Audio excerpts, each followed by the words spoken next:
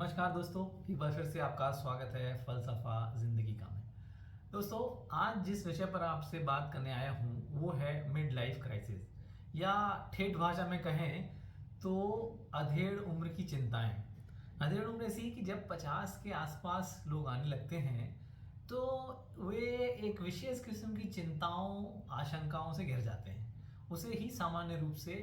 Mid life crisis के नाम से जाना जाता है। उन्हें अपने बच्चों के भविष्य की चिंताएं सताने लगती हैं, तरह तरह की असुरक्षाएं उन्हें घेर लेती हैं,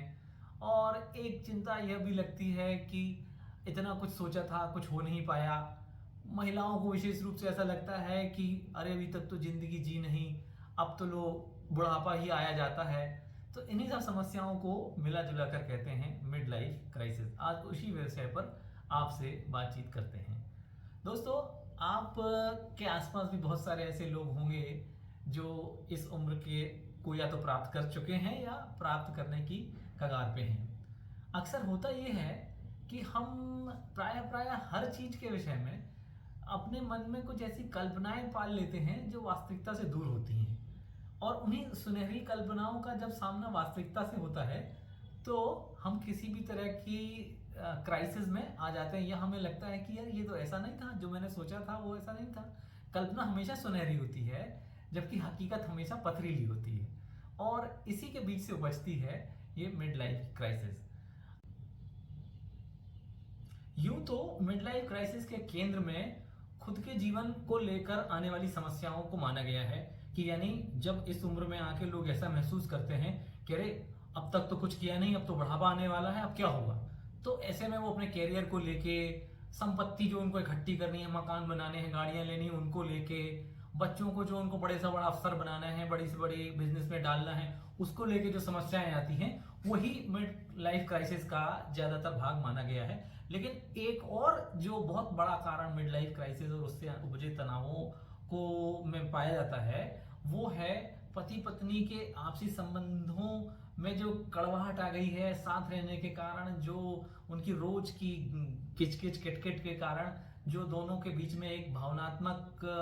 दूरी हो गई है, वो भी मिड लाइफ क्राइसिस का एक बड़ा कारण बनती है। हम अगर इस सभी को ध्यान से देखेंगे तो हमें महसूस होगा कि मिड लाइफ क्राइसिस का बहुत बड़ा कारण ये है कि जो वास्तविकता और हकीकत के बीच का हम अंतर हमेशा से बना के चले हैं। अगर हम शुरू से चीजों को ज्यादा रियलिस्टिक होके, ज्यादा वास्तविकता के धरातल पे रख के देखकर और उसका अंदाजा लगा कर बड़े हुए हैं, तब तो हमें उतनी समस्या नहीं होगी। लेकिन ज्यादातर अगर हम सपनीली दुनिया में रहे हैं और हमारा हकीकतों से वास्ता नहीं रहा है, तो ऐसे लोगों का मिड लाइफ क्राइसिस में फंस जाने का अंदेशा सबसे ज्यादा होता है। और जैसा मैंने कहा कि यदि आपने खुद को एक इमोशनल मैच्योर मैन के रूप में अपने ईक्यू को बहुत नरिश करते हुए डेवलप किया है, तो फिर आप तो मिड लाइफ तो ठीक है, आप तो बुढ़ापे के लिए भी खुद की तैयारी कर रहे हैं। आप जानते हैं कि जीवन के हर हिस्से का, चाहे वो बचपन हो, चाहे वो जवानी हो, चाहे वो वयावस्था हो, चाहे वो अधेड़ उम्र हो, चाहे बुढ़ापा हो, चाहे मृत्यु हो, सबका अपना आनंद है और सबको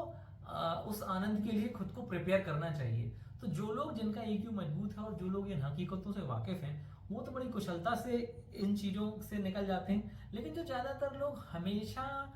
खुद को प्रिपेयर नहीं रखते हैं, प्लानिंग नहीं करते हैं, दूसरों के अनुभवों से नहीं सीखते हैं, उनके सामने मिड लाइफ क्राइसिस वाली ये जो समस्या है ये ज्यादा सामने आती है। इन दिनों जो सोशल मीडिया या चैट ऐप के ज्यादा बढ़ने के कारण मिड लाइफ क्राइसिस में एक और नया पहलू जुड़ गया है, वो है विवाहेतर संबंधों और उसके कारण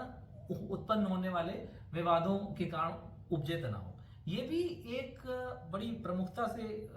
जो ये दृश्य है ये सामने आ रहा है। अगर आप में से लोगों ने वो इंडिया टुडे का जो वार्षिकांक निकलता है इस विषय के ऊपर उसको देखा हो, तो पिछले बार के वार्षिकांक में उन्होंने बताया कि वर्तमान में भारत में विवाहेतर संबंध में पड़े पुरुषों की संख्या 50 से 55% हो चुकी है, और ऐसी महिलाओं की संख्या 25 से 30% तक बढ़ी है। और हम ये जानते हैं कि लोग इस विषय को सबके सामने सार्वजनिक करने में हिचकते हैं, तो इसलिए ये आंकड़ा ज्यादा बड़ा भी हो सकता है। अगर हम इस विषय और इसके कारण जो समस्याएं आ रही हैं और जो तकरारें उत्पन्न हो रही हैं उस विषय पर सोचें या विचार करें, तो हम पाते हैं कि मनोवैज्ञानिक रूप से ये जो स्त्री और पुरुष हैं वो हमेशा एक संबल चाहते हैं। मतलब पुरुष आप कहें तो ज्यादा बहुस्त्रीवादी होता है, तो वो स्वभाव से ऐसा चाहता है कि उसके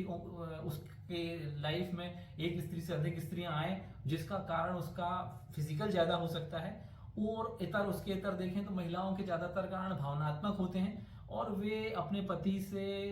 यदि उनको इमोशनल सपोर्ट ठीक से नहीं मिल रहा है या उनकी भावनात्मक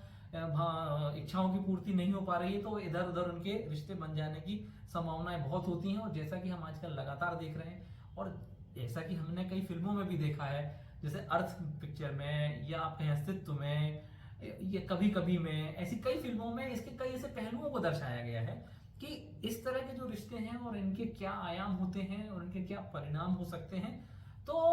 उसको भी यदि लोग ठीक तरह से देखें, करें और उस पर गंभीरता से विचार करें, तो शायद वो इतनी परिपक्वता खुद के अंदर ला सकते हैं कि इस उम्र में तो कम से कम वो खुद इस योग्य बन जाएं कि उनको कोई रिश्ता बनाते समय, किसी के साथ किसी रिश्ते को सही ढंग से निभाते समय इस बात का मतलब ना रहे कि वो आदमी औरत है या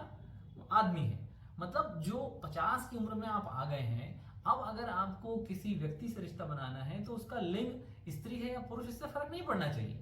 अब इस उम्र में आपको ये समझना चाहिए कि वो क्या है, वो कैसा है, आपके लिए कितना महत्वपूर्ण है, आप उससे कितना सीख सकते हैं या आप उसको कितना सिखा सकते हैं, और दोनों मिलकर इवॉल्व होने में, जो सृष्टि के साथ इवॉल्व होने में या एक व्यक्ति के रूप में खुद को इवॉल्व करने में एक दूसरे की कितनी सहायता कर सकते हैं। लेकिन ये परिपक्वता ला पाना थोड़ा कठिन काम होता है, क्योंकि ज्यादातर हम अपनी मटेरियलिस्टिक जरूरतों या भौतिकवादी जो आकर्षण है उनसे मुक्त नहीं हो पाते।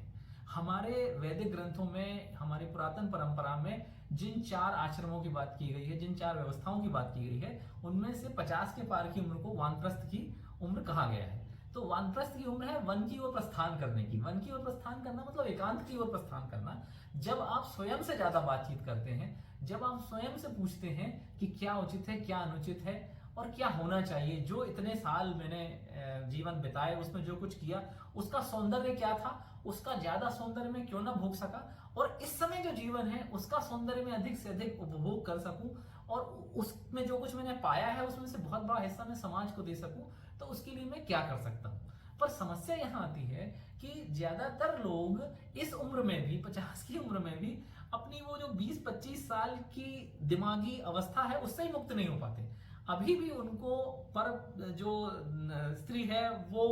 स्त्री के रूप में ही दिखाई दे रही है, पर पुरुष उसको पुरुष ही दिखाई दे रहा है। जबकि कम से कम इस उम्र में आते आते तो आपको इन चीजों से मुक्त हो जाना है और अपनी जो भौतिक आवश्यकताएं हैं या जो कहें शरीर की आवश्यकताएं हैं उनसे इतर जाके, उनसे ऊपर जाके थोड़ा आध्यात्मिक की तरफ बढ़ना है। जब आप अध्यात्म की तरफ खुद को ले जाते हैं और कुछ तरफ जाते हैं, तो बाकी भी जो दीगर समस्याएं हैं ना, चाहे बच्चों के भविष्य को लेकर हो,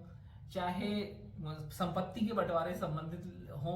या फिर किसी भी तरह के रिलेशनशिप से हो, आप अपने आप उससे खुद को मुक्त पाते हैं, क्योंकि आपने दिमाग के अंदर किसी तरह का कचरा नहीं रखा है और आप चीजों को ठीक तरह से, उस तरह से समझ पा रहे हैं कि जैसी वो हैं। मतलब जिन चीजों का महत्व नहीं है वो आप अपने आप छोड़ देते हैं, और जिनका महत्व है, मतलब आपके अंदर मन के विकास का और अपने इनर डेवलपमेंट का जो मतलब है, आप उसके महत्व को पहचान लेते हैं। तो संक्षेप में अगर कहें कि inner life crisis, mid life crisis का मुख्य कारण क्या है, तो मुख्य कारण यही है कि आप समय के साथ, उम्र के साथ, जिस समय जैसा विकास करना चाहिए, जिस समय उम्र को जैसा जीना चाहिए वैसा ना जी के उसे एक अलग दिशा में ले जाने लगते हैं, और जो पुरातन, जो आपकी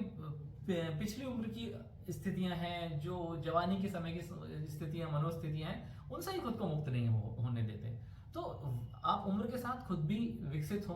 ग्रो ओल्ड ग्रेसफुली, ये चीज खुद को समझाएं, करें, और पूरे खुल के और हर तरह से खुद को हर तरह के बंधनों से मुक्त करके जीवन जैसा आता है उसको उस सुंदरता के साथ जिएं, तो आप कभी भी मिड लाइफ क्राइसिस से ग्रस्त नहीं होंगे। धन्यवाद।